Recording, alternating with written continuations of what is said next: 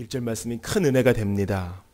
여호와의 말씀이 두 번째로 임했다. 이 두 번째로가 큰 위로가 되는 것입니다. 첫 번째 니느웨로 가라 했던 그 말씀에 요나는 불순종했습니다. 알고도 의도적으로 지키지 않았습니다. 자기의 양심도 알고 있었습니다. 선지자로서의 기본 소양인 것도 분명히 인식하고 있었을 것입니다. 직감적으로 이것은 해야 된다는 것을 알고 있었습니다. 그런데 하지 않았습니다. 다시스로 가고자 했지요. 하나님께서 고난 가운데 그를 회개케 하시고 새 마음 품게 하셔서 이제 그는 니느웨로 다시 갑니다. 그때 무슨 빚을 갚는 심정으로 마지못해 갈 수도 있는 요나에게 주님이 다시 한번 메시지를 주십니다. 이것은요, 하나님께서 요나를 버리지 아니하셨고 그를 저주하지 아니하셨으며 끝까지 선지자로 대우하셨다라는 것을 얘기하는 것입니다.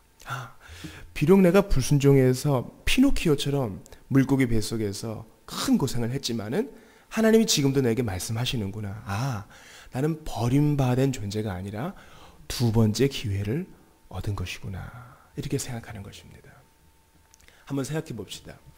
선지자로서의 요나가 실패했습니다. 그러면 그는 넌 이제 선지자 아니야. 하나님께서 내어치셔야 마땅하다고 생각하는 것이 사람의 본성입니다. 그렇지 않겠어요? 너 다시 하지 마. 사람도 마찬가지입니다. 어떤 한 가지 일에 대해서 계속해서 실수하고 또 실수하지만은 새롭게 기회를 주는 것은 어려운 일입니다. 근데 하나님께서는 한 번 선지자로 부른 자, 한 번 성도로 부른 자, 그가 비록 은혜의 길에서 미끄러질지라도 아주 엎드러지지 않게 하셔서 또 일어나게 하시는 두 번째 기회를 항상 주신다는 겁니다. 이것이 큰 은혜가 됩니다. 여호와의 말씀이 두 번째로 요나에게 임하니라. 성도들이 정말 말로 담을 수 없을 만큼 큰 죄를 지을 때도 있지요.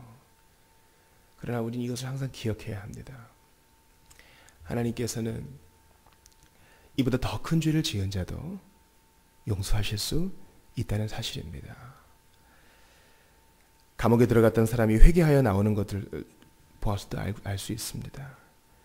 일상생활을 통해서 많은 죄에 허덕이던 성도들이 회복되는 것을 볼 수 있습니다.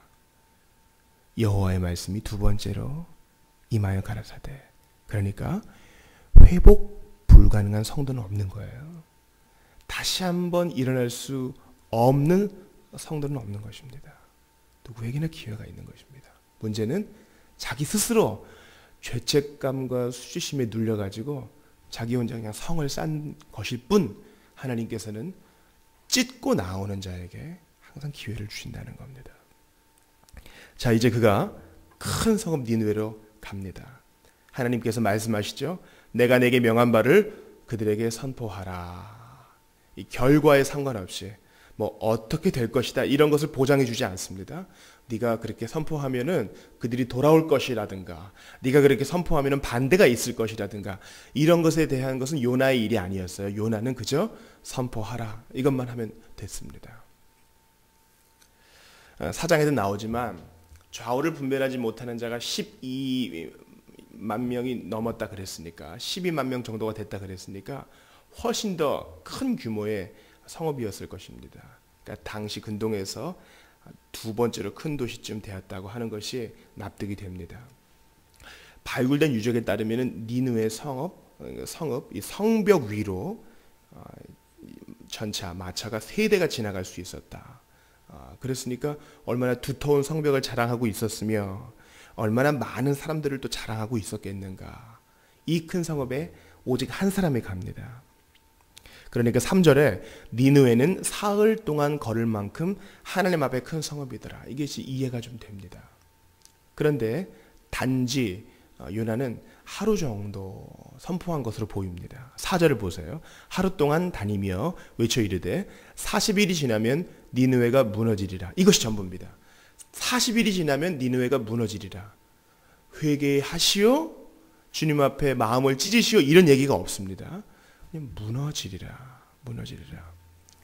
여기서 이 요나가 진심으로 회개한 자가 맞는가? 오히려 자기가 물고기 뱃속에서 깊이 회개한 자라면은 여러분도 큰 진노가 임하기 전에 빨리 회개하십시오. 여러분, 회개는 세례 요한의 메시지요. 예수 그리스도의 첫 번째 공적 사역의 메시지요. 베드로의 메시지요. 바울의 메시지 아니겠습니까? 그런데 요나에게서는 이것을 발견할 수가 없어요. 무너질 것이다. 무너질 것이다. 이것이 그가 얘기한 전부였습니다. 우리가 결론에서 보게 되겠지만 우리는 오늘 3장 말씀을 통해서 여전히 선지자로서 부족한 요나이지만 하나님께서는 그의 부족함에 상관없이 일하시는 것을 볼 수 있습니다. 그가 비록 온전한 말씀은 아니지만 하나님 말씀의 파편이라도 전하니까 놀랍게 역사하잖아요. 이것이 바로 하나님이 하시는 일인 것입니다.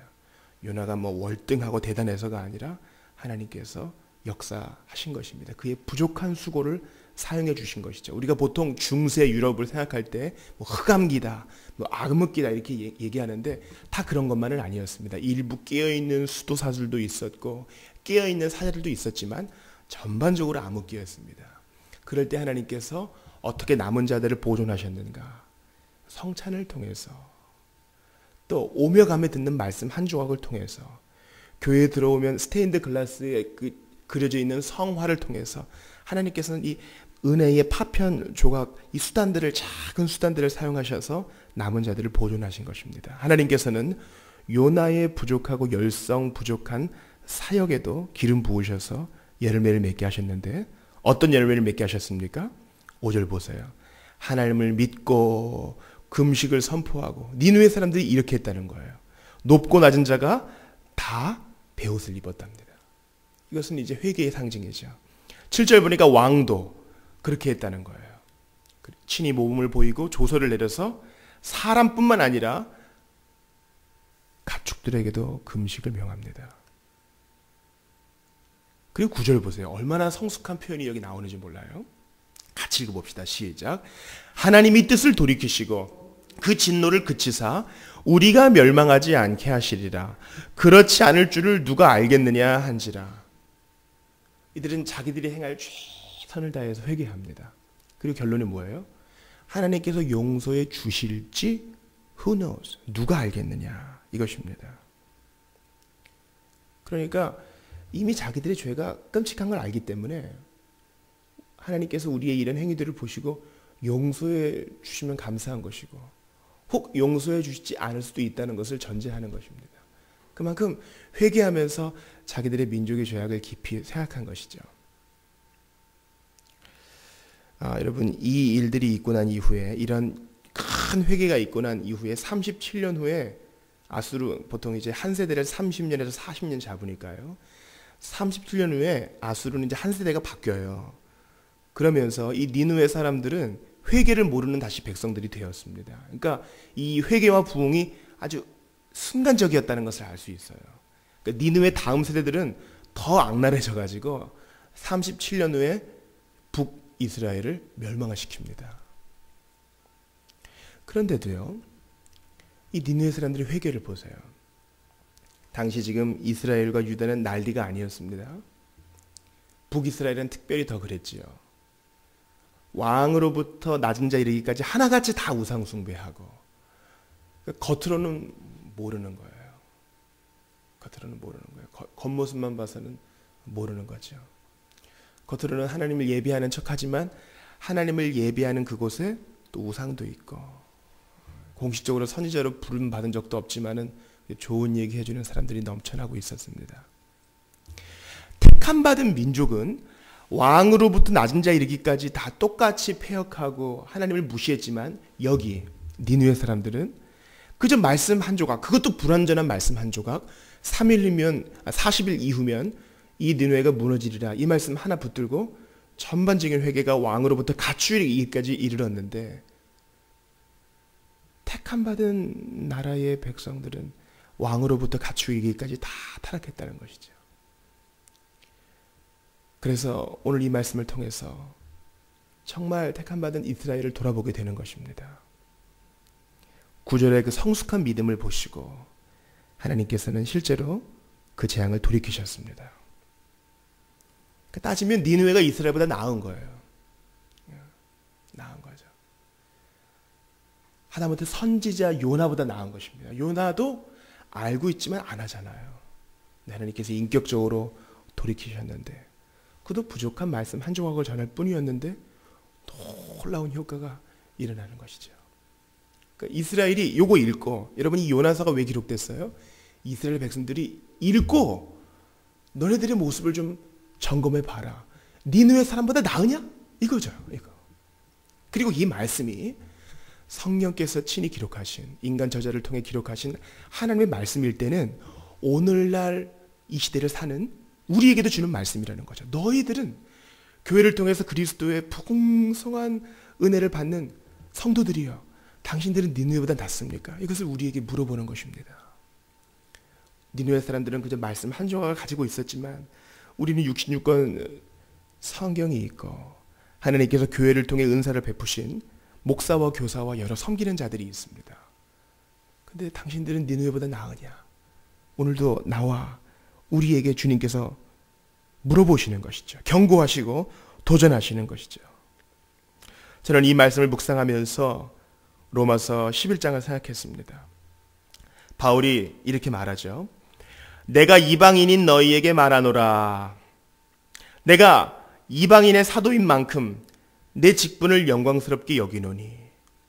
그러니까 바울은 이스라엘 사람으로서 이방인의 사도로 부름 받았는데 이것을 자랑스럽게 여긴다라고 로마 교인들에게 말합니다. 그러면서 로마서 11장 14절을 들어보십시오. 이는 내가 이방인의 사도로 내 자신을 자랑스럽게 여기는 그 이유는 혹 내 골육을 아무쪼록 시기하게 하여 그들 중에 얼마를 구원하려 함이라.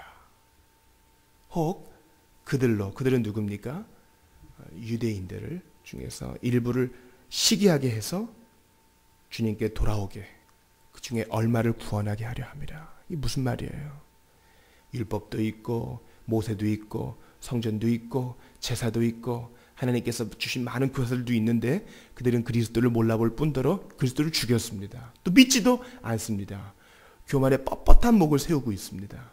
그런데 웬일인지 율법도 없고 모세도 없고 전통도 없고 교사도 없는 이방인들이 잘 믿고 오히려 더 회개하고, 그죠? 오히려 예루살렘 구제하기 위해 헌금도 모으고 더 성숙한 태도를 보여주는 것을 통해서 유대 사람들이 시기해서 이래서는 안 되겠구나 돌이키게 하려고 하나님께서 내게 주신 그 이방인의 사도의 사명을 더 잘 감당한다. 여러분 이게 무슨 뜻인지 아시겠습니까? 어떨 때는 교회 공동체 안에 갓 들어온 사람이 있습니다. 그런데 놀랍게 성숙하는 것을 봐요. 오히려 더 섬기고 더 구제하고 더 사랑이 있고. 별일 없으셨습니까? 이렇게 한마디 하기가 어려운 기존 성도들 간에 오히려 더 찾아다니면서 안부를 물어보고 더 섬기고, 환경도 그렇게 할 환경이 안 돼요. 그런데도 오히려 더 여유 있는 자처럼 섬기는 모습을 봅니다. 앞으로 가정을 오픈해서 서로의 삶을 나눌 때 이러한 일들이 많아지기를 바라는 것입니다. 서로가 서로에게 도전을 받고, 야, 내가 신앙의 연수가 이렇게 되는데 내가 저 사람만도 못하는구나. 여러분 신앙에 있어서는 2대 3대가 그렇게 큰 영향이 없어요. 오히려 니느웨 사람만도 못한 이스라엘의 현 주소를 보게 될 때가 많이 있는 것입니다. 우리 주님의 이 복음의 역사는 얼마나 감사해요. 니느웨 같은 성읍의 사람들이라도 또 이스라엘의 타락한 사람들이라도 주님 앞에서는 공평하게 똑같이 다 은혜를 받는 것입니다. 다 은혜를 받는 것이에요. 차별이 없느니라. 우리 시간 기도할 때에 성도들의 상황은 다 다르고, 어떤 사람은 신자라고 하지만 니느웨 사람만도 못한 도덕적으로 타락한 사람도 있을 것이고, 어떤 사람들은 신앙의 연수가 많다고 하지만은 타락한 이스라엘 사람들처럼 그 속은 썩어 뭉그러진 사람도 있을 것이고, 어떤 사람은 은혜로 충만한 사람도 있을 터인데 다 예수 그리스도의 십자가 앞에 무릎을 꿇고 한 가지를 은혜 받게 해주시옵소서. 기도하겠습니다. 오늘 열방을 위한 기도는 세르비아를 위한 기도입니다. 하나님, 대선에서 위정자들이 분쟁과 다툼의 문제보다 먼저 백성들을 생각하고 나라의 안정을 도모하는 노력을 계속하게 하소서. 세계대전의 중심지라고 할 수 있는 세르비아, 그리스 북쪽에 있습니다. 인구가 1,000만 명이 채 안 되는데 하나님께서 이 세르비아 위에 함께해 주시도록 기도해 주시고요. 특별히 오늘 본 말씀 붙들면서 하나님, 니느웨를 사랑하셨던 주님께서 작은 말씀 파편 하나라도 큰 회개를 보였던 니느웨를 통해서 이스라엘이 도전을 받고 돌이키는 것처럼 우리도 하나님 아버지 이러한 역사를 통해서 내 자신을 돌아보게 하시고 신앙의 연수를 자랑하기보단 바로 지금 내가 이 자리에서 회개하고 마음을 새롭게 하면서 자라나는 성도들을 보면서 함께 도전받을 수 있도록 도와주시기를, 이제 오늘 목요일을 사는 우리 성도들 하나님께서 붙들어 주시기를 함께 기도하겠습니다. 하나님 아버지 감사합니다. 이 말씀을 읽는 이스라엘 백성들의 회개, 이 말씀을 읽는 이스라엘 백성들의 도전을 하나님께서 의도하셨음을 조금이나마 보게 되었습니다. 하나님 아버지, 오늘도 이 말씀을 우리에게 주셨사오니 무감각하게 받아들이지 말게 하시고 내 자신을 객관적으로 돌아볼 수 있게 도와주시옵소서. 가뭄이 있었고 흉년이 있었고 나라도 없었고 자유도 없었고 핍박이 있었고 가정에서 쫓겨남이 있었어도 예수 믿는 그 즐거움과 예수 믿는 그 특권을 포기하지 않았던 우리나라 성도들의 선조들을 보게 됩니다. 우리 선배들을 보게 됩니다. 아버지 하나님 도와주시옵소서. 도전을 받게 하시고 눈을 들어 하나님 아버지 교회의 역사를 보게 하시고 하나님의 은혜의 부어주심을 보게 하여 주시옵소서. 우리보다 10배는 100배는 더 가난했었고 우리보다 훨씬 더 악했던 사람들도 주님 앞에 두 손 들고 나오는 것을 보고 풍성하게 되는 것을 보고 회개의 눈물을 흘리는 것을 보면서 깊은 찔림이 있게 하여 주시옵소서. 그리스도 앞에서 신앙의 연수를 자랑할 수 없음을 주님 앞에 다시 한번 고백을 합니다. 지금 회개했는가? 지금 새로워지고 있는가? 지금 은혜의 손을 붙들고 있는가? 지금도 말씀을 붙들고 있는가? 자신에게 진지하게 물어보게 하시고 오늘도 일신 우일신 정신으로 주님 앞에 나아가게 하옵소서. 성령이여 마음을 새롭게 하여 주시옵소서. 놀랍게 자라나는 성도들, 회개함으로 놀랍게 헌신하는 성도들이 많아지므로 서로가 서로에게 도전이 되고 서로가 서로를 격려해주는 아름다운 은혜의 선순환 일어나게 하시옵소서. 세르비아를 붙들어 주시옵소서. 나라의 안정을 허락하여 주시옵소서. 정치 권력의